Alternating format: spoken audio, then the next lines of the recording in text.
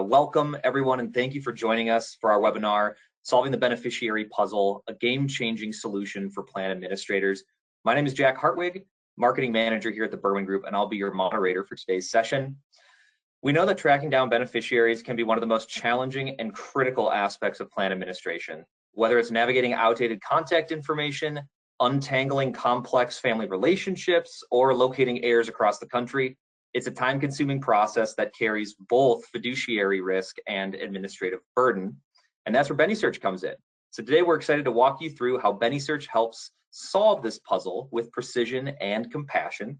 We'll explore how our solution identifies and connects beneficiaries with the benefits they're owed, often in ways that have life-changing impact.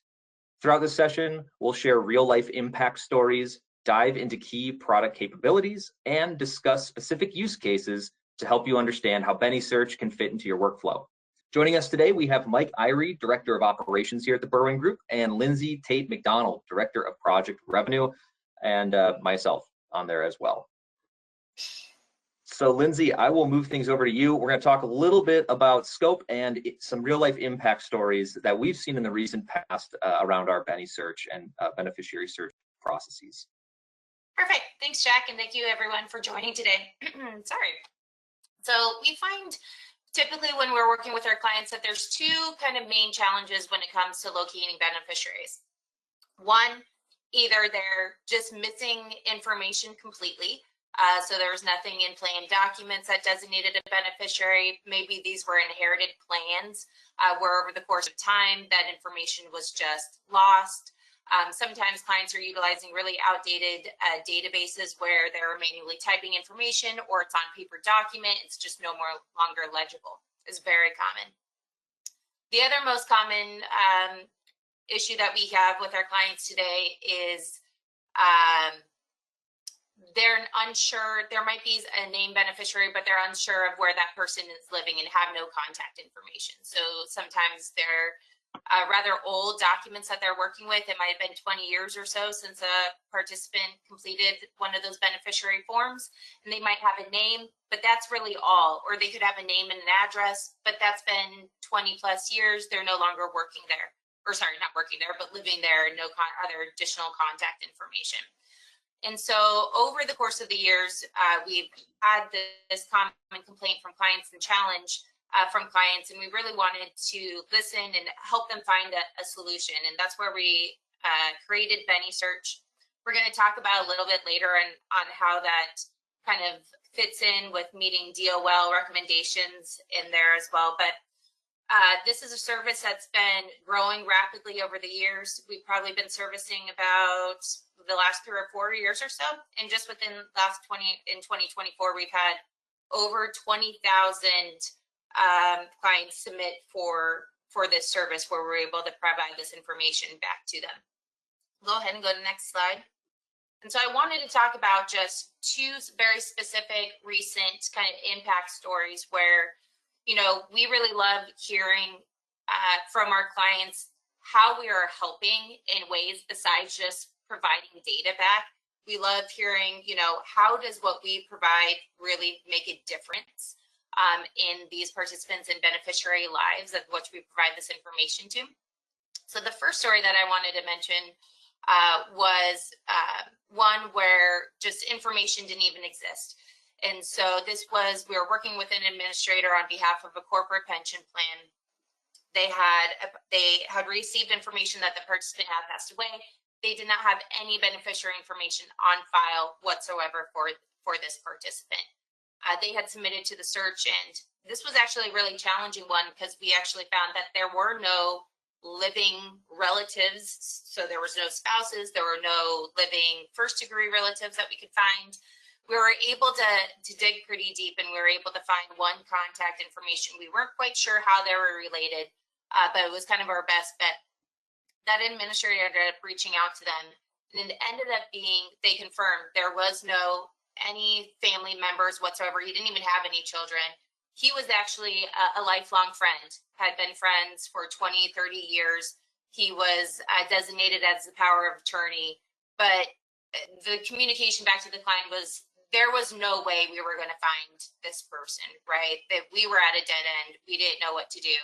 And it was pretty spectacular that we were able to dig up kind of this known friend of his for so long and be able to make that connection and get that money out to the right person who it belonged to.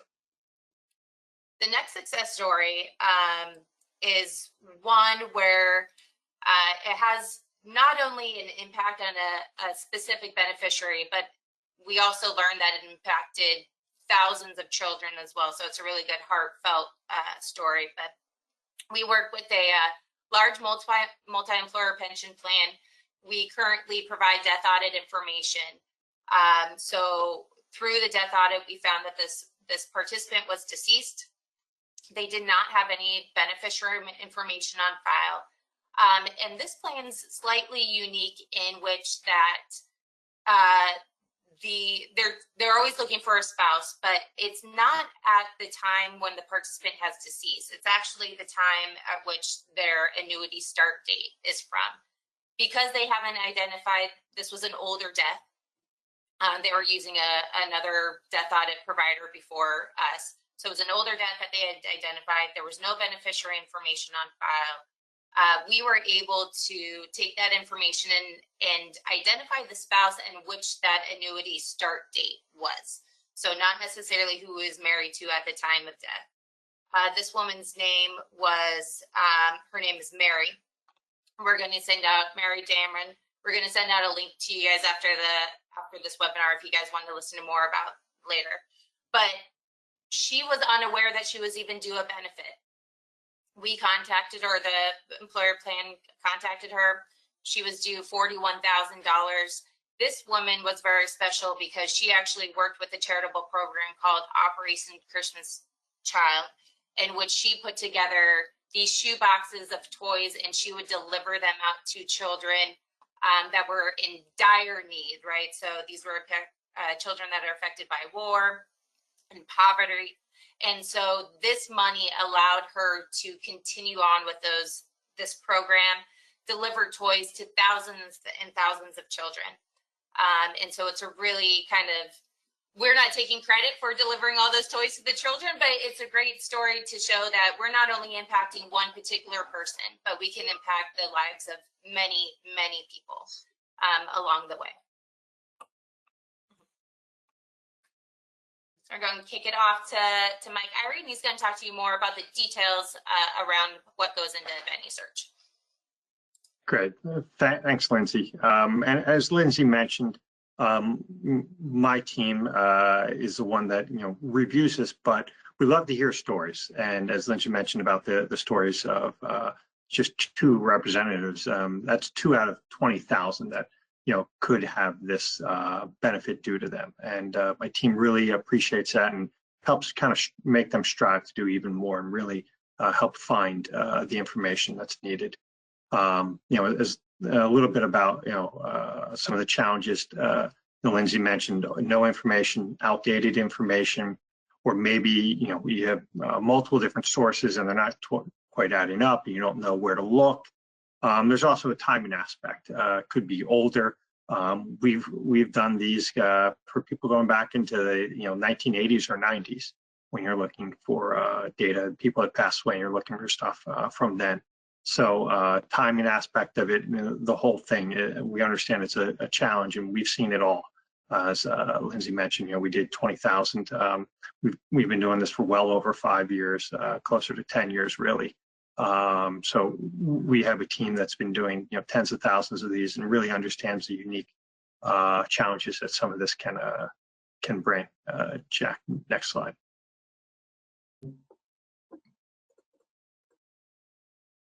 Sure. So a little bit about the service. As it says here, we provide the answers. What we're looking to do is help you identify the spouse initially.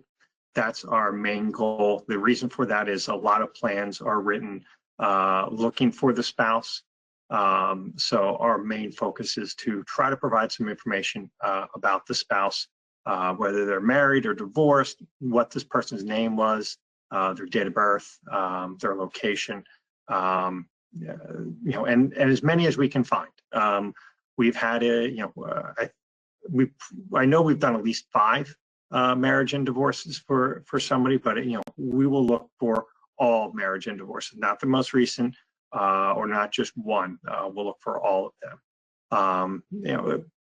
After that, we'll look for any first-degree relative we can find. We define first-degree relative as any parent, sibling, or child, as well as spouse. When we're looking at the same information we would as a spouse. Name, date of birth, location. I should also say phone number for each as well. So, their name and their contact information so that you can reach out to them if need be for any information. As our stats show here, 80% of the time we'll give you an answer on the spouse, whether they're married or not, or never married.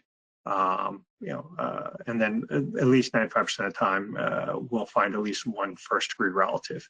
What we might not do is find all first-degree relatives. We don't want to guess if we don't have their accurate location and phone number for them. So we might not list all the people that are possible, but we want to give you as many as we can find. Lindsay also mentioned other people that we could find. From time to time, we also come across people that may not be first-degree relatives, but might have some sort of connection, whether it's a lifelong friend or a power of attorney or an estate attorney or somebody like that. It could even be a cousin or somebody. That information could be provided to you as well.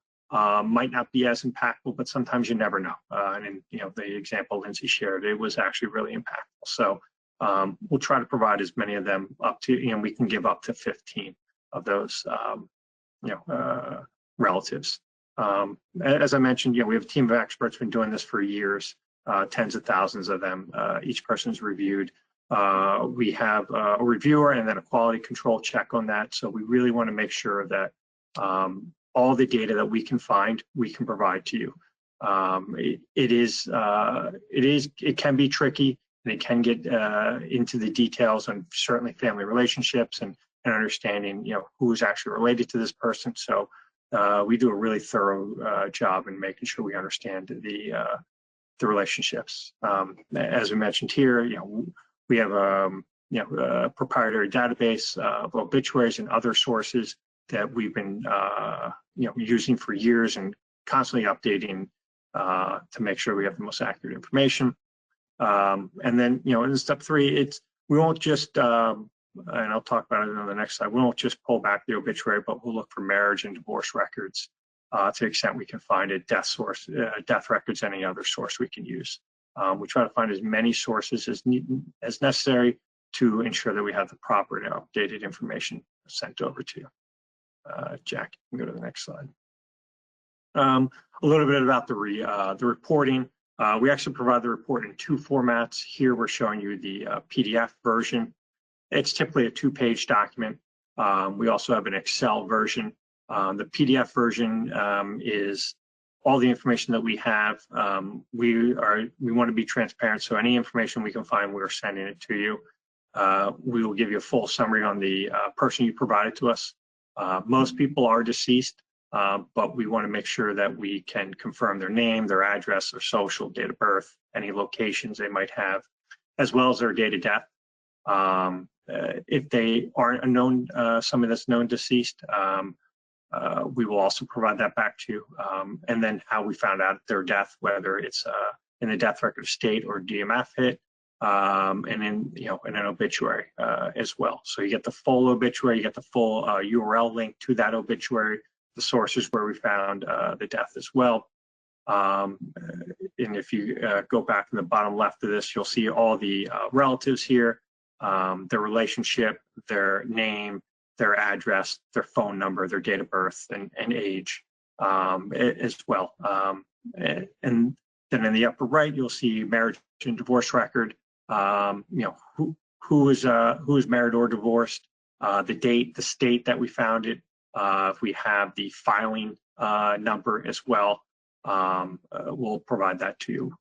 And as many as possible will be listed here. On the Excel, it's similar to this information. It's all on one line and written across, and the goal there is to allow you to quickly and easily take this information and put it into your system.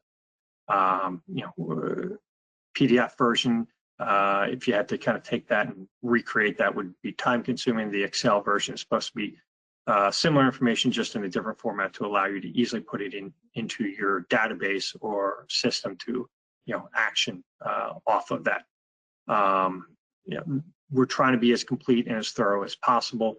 On the Excel, we will split it up based on the spousal relationship. So again, it's easy for you to see how many you found in any one opportunity. And we also provide a one-pager that kind of quickly summarizes our information, which is really helpful for clients that provide us 20, 50, 100, 1,000, 2,000 people requests. They find that one-page summary on how we did on the number of spouses we found, the number of marriage records, how many spouses were deceased, how many spouses were alive, how many people were not married, those sorts of things. You'll get at the end of a report as well. So things you can have for regulators with the PDF document, things the Excel file quickly and easily you can add it into your system. And we're also always available for comments, questions, or thoughts on any report. Reports are done. Most of our reports are done, within a week. It depends on file size, but the majority of the requests are, relatively small, anything under 10 records, and we usually turn them around in a week or so. Really large files, ones over 100 or over 1,000. We talk with the client on what their deliverable date is needed, and how many they need at any one given time, as most clients aren't able to handle too much at any one given time. So we want to make sure that we are providing this information to them in a cadence that allows them to action the results. But that's the update on kind of the process and the reporting aspect of it. I'll pass it back to Lindsay. Great. Before we dive into the use cases Sure. situation, I have a question for both of you here. In your professional experience with this BeneSearch solution and what you've seen out there, what, in your opinion, is the best time to run BeneSearch from a just a general timing standpoint? Sure. Lindsay, if you want to take that one. Sure. Yeah. We find the best timing to retrieve information on a relative is as close to the date of death of that participant as possible. A large source of information that we're getting is some commercial database sources. When somebody has passed away, the information that gets put into sources like that will soon fall out the older there is, because they're not using things like a social security number that feeds into source databases and sources like that. So really, if there is a benefit that's due to a beneficiary, as close to that date of death, like I said, as possible. It doesn't mean that it has to be that year, right? But we typically find, I'll let my Kyrie fact check me, but usually, between 5 and 10 years, we'll probably have information on there. Much after 10 years is kind of when we start seeing it drop out, and it's really hard to, identify as many relatives as we possibly can. Not saying that we can't identify any relatives, right? But when we talk about how robust this report is, and we can report up to 15 relatives in there, you'll start noticing that kind of decrease after that 10-year period. And we want to give you the most success, right? We try to give you enough information that you possibly have to, make these connections and find the person that you're looking for. Yeah, I would agree with that.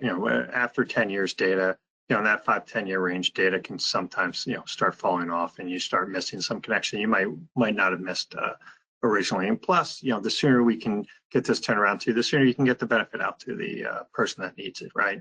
Because that's what this is all about, right? Helping people that have benefits due to them, get them the benefit, and allow that to impact their lives. Perfect. Thank you very much for that. And then Lindsay, I'll pass it back to you to talk about some use cases. Yeah, and so there's certainly a number of different reasons of, why benefits are due to a beneficiary that we have listed out here. But I think it's important to think about like why our clients utilize BeneSearch. And we formulate a lot of our services around DOL best practices. It's always on the top of people's minds. What do they need to do? What should that search effort look like? When is it enough, right? So we focus a lot and put a lot of emphasis on that, not only with this BeneSearch product, but with a lot of our locate and a couple other services as well. But I think it's important when we talk about best practices is things that you should be thinking about is one of the things listed is using online search tools, right, which is built into BeneSearch. Obviously using kind of a paid locator service like us, right? So we have access to a lot of different data sources that we use to pull into our services that we provide. There's best practices as, communication type methods with, sending out mailings or making phone calls.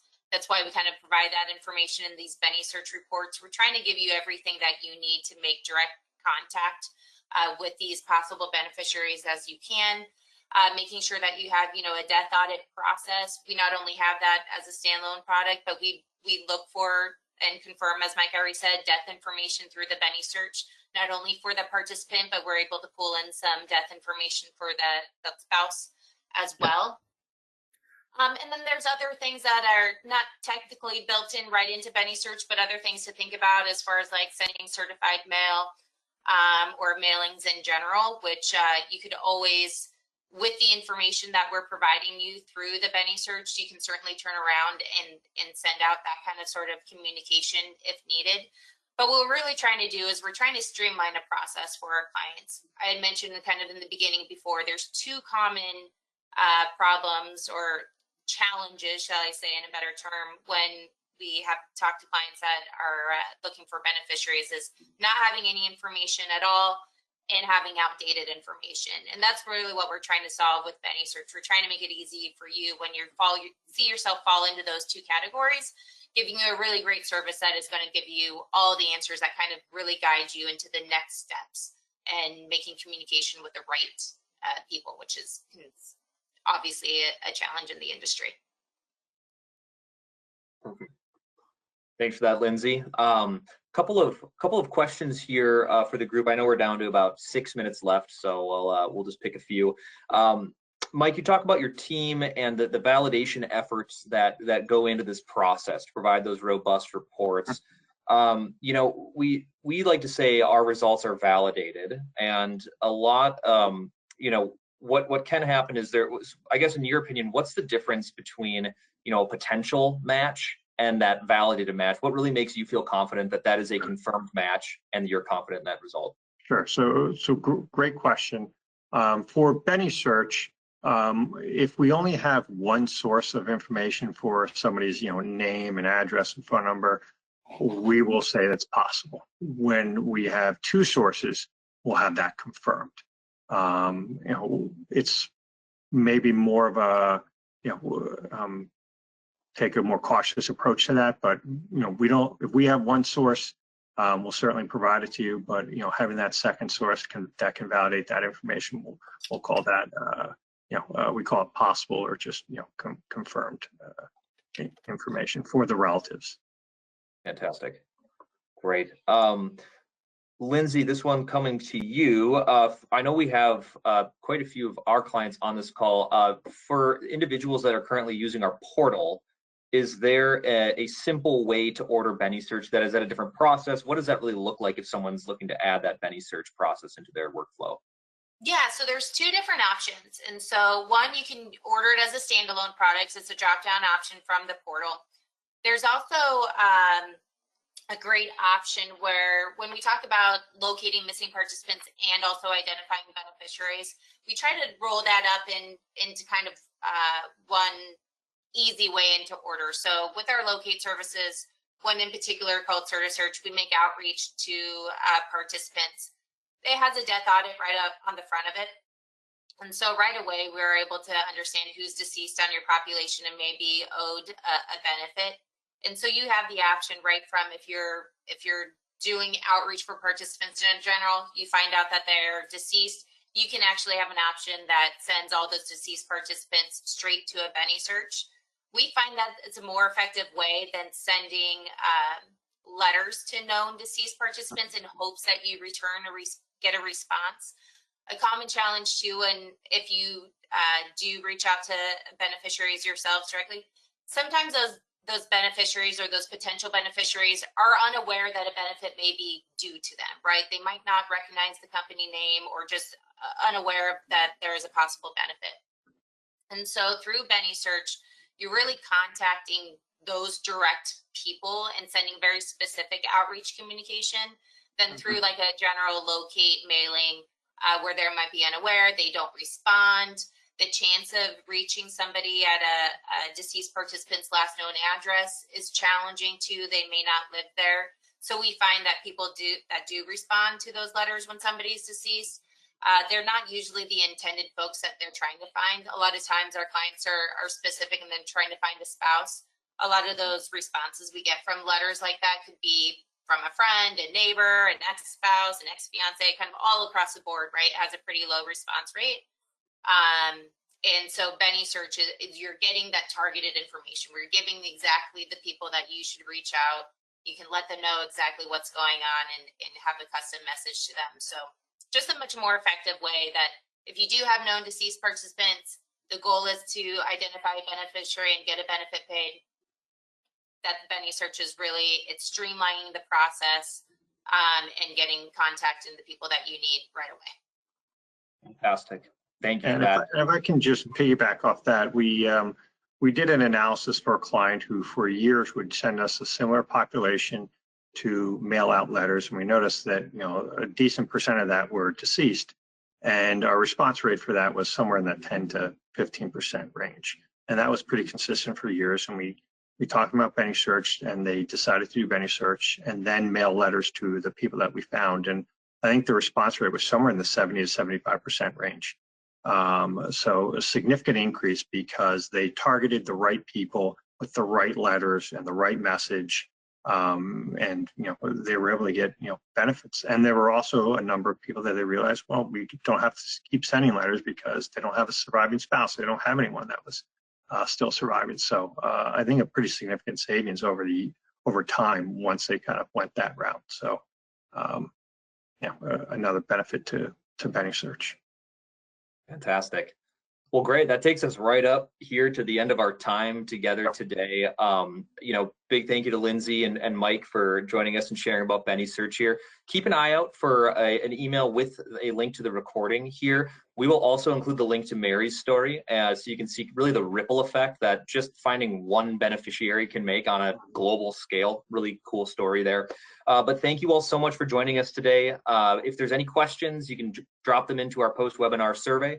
Other than that, we'll see you next time. And once again, thank you very much and have a wonderful rest of your day.